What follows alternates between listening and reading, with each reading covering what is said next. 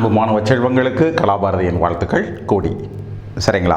இப்போ ஒரு அருமையான ப்ராப்ளம் என்ன செய்வோம், லெட் அஸ் see. அந்த ப்ராப்ளம் என்னன்னு பாருங்கள்.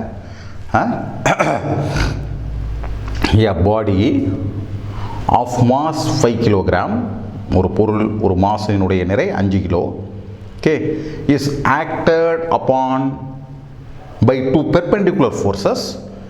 ஸோ ரெண்டு ஃபோர்ஸஸ் இருக்கு, ஒன்று 8 நியூட்டன், இன்னொன்று 6 நியூட்டன். ரெண்டு perpendicular forces. give the magnitude and direction of the acceleration of the body. Right?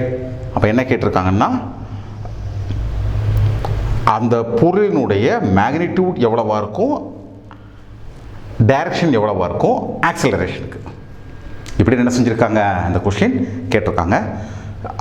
அந்த சூழ்நிலையை நம்ம என்ன செய்வோம், புரிஞ்சுக்கிறதுக்கு முயற்சி பண்ணுவோம். இங்கே தான் அந்த பொருள் இருக்கு. அந்த பொருளினுடைய மாஸ் 5 கிலோ. ரெண்டு பெர்பெண்டிகுலர் ஃபோர்ஸ் ஆக்ட் பண்ணுன்னு சொல்லியிருந்தாங்க. ஸோ ஒன்று 8 நியூட்டன், மற்றொன்று 6 நியூட்டன். ரெண்டு பெர்பெண்டிகுலர் ஆக்ட் பண்ணுது. So resultant force using triangular law or parallel law நீங்கள் செஞ்சிடலாம். So this is the resultant force 8 newton, this is 6 newton.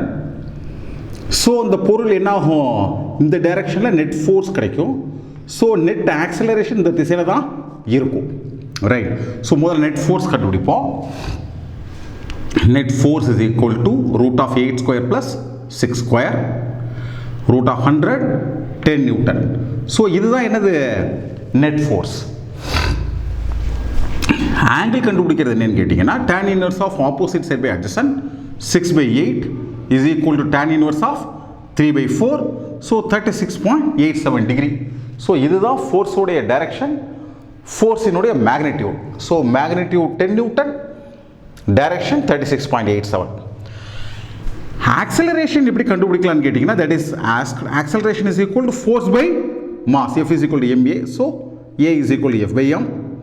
So 10/5, 2 metre per second square.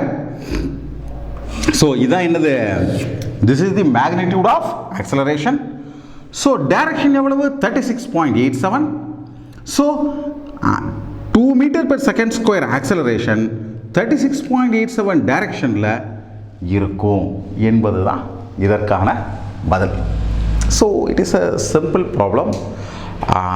ஏதேனும் உங்களுக்கு சந்தேகம் இருந்துச்சுன்னா கமெண்ட் பாக்ஸில் கமெண்ட் பண்ணுங்கள், சேனலுக்கு சப்ஸ்கிரைப் பண்ணுங்கள், உங்களுக்கு தெரிந்த அனைவர்கிட்டையும் சொல்லுங்கள். உங்கள் அனைவருக்கும் கலாபாரதியின் அன்பு வாழ்த்துக்கள்.